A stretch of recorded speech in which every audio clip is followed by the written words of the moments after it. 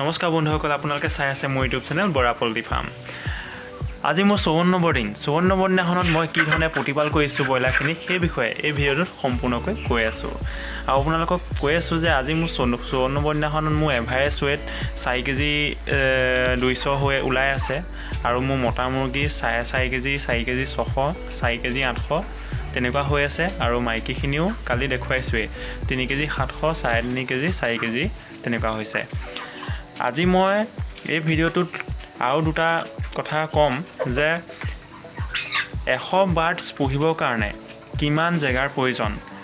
কাৰণ বহুতে কয় 1 স্কোৱাৰ ফুট মানে সেইখিনি মিলাবলগীয়া অসুবিধা হয়। সেইকাৰণে মই আজি চেণ্টিমিটাৰত সম্পূৰ্ণ দেখুৱাই আছোঁ কিমান দৈৰ্ঘ্য লাগে কিমান প্ৰস্থ লাগে আৰু ফিডবিলাক মানে দানা আপুনি কেনেধৰণে দিব লাগে সেই বিষয়ে দেখুৱাম ভিডিঅ'টোত।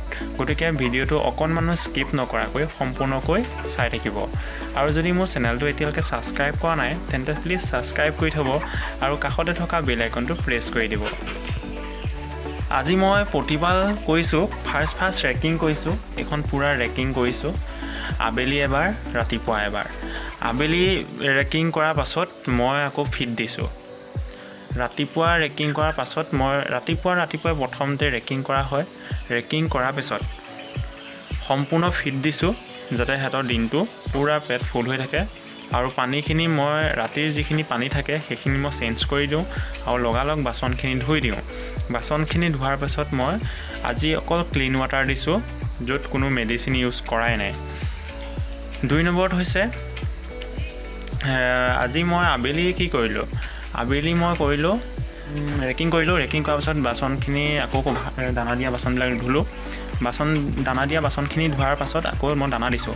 পানী ডিংকাৰবিলাকো ধুইছোঁ। পানী ডিংকাৰ ধোৱাৰ পিছত মই তাত জিপ্ৰমিন দিছোঁ। কাৰণ এইকেইদিন 3 দিনমান মই অকল চাৰ্কোফিয়ল দিছিলোঁ, এদিন অফ দিছিলোঁ, পিছদিন আজি আকৌ জিপ্ৰমিন। এই ব্ৰইলাৰখিনি এতিয়া খাই ল'লে পূৰা, খাই পেলাই এতিয়া শুই আছে। মই তাৰপিছতে এতিয়া মই বাচন এটা উঠাই থৈ আহিছোঁ, দানা দিয়া বাচন বাকী গোটেইকেইটা উঠাই দিম। যেতিয়া সিহঁতি আকৌ দানা খাবলৈ বিচাৰিব শুই উঠি তেতিয়া দানা নাপায়, পানীকে পূৰা খাই দিব। পানী খাই দিলে সিহঁতৰ মানে পেটটো পূৰা ফুল হৈ থাকিব। নহ'লে আপোনালোকে FCRটো তেনেকৈয়ে কমাব লাগিব। মানে যদি অকল ফিডটো বেছি খাই থাকে নহয় তেতিয়া পানী ইমানকৈ নাখায়। সেইকাৰণে ফিড আৰু পানী দুইটা সমানে যাতে খাই থাকিব পাৰে সেইটো কথা আপোনালোকে লক্ষ্য কৰিব। আপোনালোকৰ যদি কিবা সুধিবলগীয়া থাকে ব্ৰইলাৰ প্ৰতিপালনৰ ওপৰত তেতিয়া মোক এটা কমেণ্ট কৰিব ভিডিঅ'টোৰ তলত। মই দেৰিকৈ হ'লেও ৰিপ্লাই দিম। আৰু মই ভিডিঅ'বিলাকত যি কওঁ সেইটো একদম পূৰা সত্য কথাখিনিহে কওঁ। কাৰণ মই ইয়াত যিখিনি মই মেনেজমেণ্ট কৰিছোঁ সেইখিনিহে ক'ম। তাতকৈ মই অধিক একো ক'ব নোৱাৰোঁ। কোনোবাই যদি ভাল কিবা খুৱাইছে সেইটোও নাজানো, কোনোবাই যদি তাতকৈ লৱেষ্ট খুৱাইছে মই সেইটোও ক'বলৈ যোৱা নাই। আৰু মই গডৰেজ ফিড যে মই ভাল কৈছোঁ মই কাৰণ নিজৰ ৰিজাল্ট পাইহে কথাটো কৈছোঁ। আপোনালোকে গডৰেজ ফিড নোখুৱাই তাতকৈও যদি কিবা ভাল ব্ৰেণ্ডৰ বা ভাল ফিড থাকে খুৱাব পাৰে। কিন্তু মই কোনো মানে গডৰেজ ফিডৰ মই প্ৰমোট কৰা নাই, সেই কথাটো কৈ থ'লোঁ। আৰু মই যিখিনি দৰৱ ব্যৱহাৰ কৰিছোঁ সেইখিনি কথাহে কৈছোঁ। ঘৰৰ ভিতৰত চাৰিওফালে বেৰ, চাৰিওফালে পকা, এইখন ফ্ল'ৰৰ ভিতৰত মই ব্ৰইলাৰ ডাঙৰ দীঘল কৰিছোঁ। আজি মোৰ 54 দিন হৈ গ'লগৈ। 54 দিনত মোৰ 4.5 কেজি এভাৰেজ 4 কেজি 200 এভাৰেজ হৈ গৈছে। 4.5 কেজি ওপৰ হৈ গৈছে মতা মুৰ্গী আৰু মাইকী মুৰ্গী 4 কেজি তেনেকুৱা হৈ গৈছেগৈ। আজি ভিডিঅ'ত মই যিখিনি ক'লোঁ সেইখিনি যদি আপোনালোকে ভাল পালে তেন্তে প্লিজ এটা লাইক কৰি দিব। আৰু নেক্সট দিনাখন মই কি ভিডিঅ' আপলোড দিম সেই ভিডিঅ' চাবলৈ হ'লে মোৰ চেনেলটো এতিয়াই ছাবস্ক্ৰাইব কৰি থ'ব। কৃষক বন্ধুসকল বহুতেই সুধি থাকে মোক যে 100 বাৰ্ডছৰ কাৰণে ঘৰটোৰ ডিষ্টেঞ্চ কিমান লাগিব, লেংথ ব্ৰেথ। গতিকে আজি মই আপোনালোকক লাইভ দেখুৱাই আছোঁ। বহুতে কয় 1 স্কোৱাৰ ফুট এটা বাৰ্ডৰ কাৰণে লাগে, কিন্তু এইবোৰ মেনেজমেণ্ট কৰি থকাতকৈ মই আজি আপোনালোকক ডাইৰেক্ট মিটাৰ আনি পেলাই দেখুৱাই দিম কিমান চেণ্টিমিটাৰ হ'ল লেংথ আৰু ব্ৰেথ কিমান হ'ল চব দেখুৱাই আছোঁ। গতিকে আহক চাওঁচোন।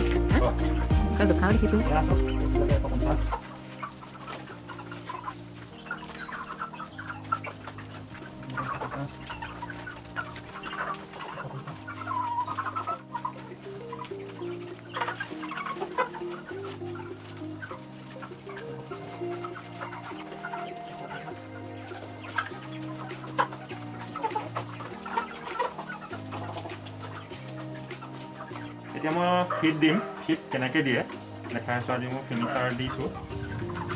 ফিনিচাৰ ওপৰৰ বস্তু ঢালি নিদিব আৰু এইখন সদায় মুঠি ল'ব। দিয়াৰ আগত ব্ৰইলাৰ ফাৰ্মত যদি সোমাই টুপি এটা পিন্ধিব, মাস্ক পিন্ধিব, দীঘলকৈ চাৰ্ট আৰু লং পেণ্ট, পাৰিলে জোতা, যদি চেণ্ডেল পিন্ধে চেণ্ডেল পিন্ধিলেও হ'ব, চেণ্ডেলৰ ওপৰত পলিথিন পিন্ধি ল'ব। দেখিলে ডিষ্টেঞ্চ কিমান লাগে দেখুৱালোঁ, মানে 100 বাৰ্ডছৰ কাৰণে কিমান জেগাৰ প্ৰয়োজন, আৰু দেখুৱালোঁ মই ফিট কেনেকৈ দিয়া হয় সেইটো দেখালোঁ। মই ভিডিঅ'টোত দেখাইছোঁৱেই আৰু ফিট কেনেকৈ দিয়া হয়। আৰু মোৰ ব্ৰইলাৰখিনি চাইজ চাওক। আজি মই ৰাতিপুৱাই প্ৰথম ৰেকিং কৰিছোঁ। ৰেকিং কৰাৰ পাছত মই খালী পানী দিছোঁ, দিনটো হোৱাকৈ খালী পানী দিছোঁ, আৰু মই ফিডহে দিছোঁ। আকৌ মই আবেলি, এতিয়া সময় প্ৰায় 4 বাজিছে, আবেলি মই আগৰ পানীখিনি মই চেঞ্জ কৰি, যিখিনি অকল ক্লিন ৱাটাৰ দিছিলোঁ সেইখিনি চেঞ্জ কৰিছোঁ। চেঞ্জ কৰাৰ পাছত মই অকণমান জিপ্ৰমিন দিছোঁ। জিপ্ৰমিন ভিটামিনছ মিনাৰেলছ হয়, সেইটো দিছোঁ, কাৰণ এইকেইদিন মই চাৰ্কোফেল পি দি আছিলোঁ। 2 দিন কালি নাই দিয়া, কালি কোনো ধৰণৰ ভিটামিন দিয়া নাই, সেইকাৰণে আজি ৰাতিপুৱা বেলাটো মই আবেলিলৈকে খালী পানী দিলোঁ, আৰু এতিয়া মই দিছোঁ জিপ্ৰমিন অকণমান। 100 বাৰ্ডছৰ কাৰণে 10 ml, কিন্তু মোৰ এতিয়া বৰ্তমান 86 বাৰ্ডছ আছে, সেইকাৰণে মই প্ৰায় 6 ml মান দিছোঁ আৰু এইকেইটা ড্ৰিংকত। দেখিছে আপোনালোকে। আৰু আপোনালোকৰ যদি কিবা সুধিবলগীয়া থাকে তেতিয়া মোক কমেণ্টৰ বহুতে মোৰ ভিডিঅ'বিলাক চায়, কিন্তু ছাবস্ক্ৰাইব কৰিবলৈ পাহৰি যায়। মই ভাবোঁ আপোনালোকে ছাবস্ক্ৰাইব কৰি ৰাখিব, আৰু ভিডিঅ'টো শেষত লাইক কৰি দিব, আৰু আপোনাৰ কৃষক বন্ধু বান্ধৱীসকললৈও শ্বেয়াৰ কৰিব। আৰু মই শেষত এটা কথা কওঁ, মই লাষ্টত গোটেই মোৰ 100 বাৰ্ডছ কমপ্লিট চেল হোৱাৰ পাছত মই কিমান টকা পালোঁ, কিমান টকা খৰচ কৰিলোঁ, কিমান টকা লাভ হ'ল, সকলো কথা A to Z সম্পূৰ্ণ কৈ দিম, ৰছী কিনা পৰ্যন্ত, ফলিয়া কিনা পৰ্যন্ত। ঠিক আছে, এইখিনিকে কৈ আজিলৈ ভিডিঅ'টো সামৰণি কৰিলোঁ।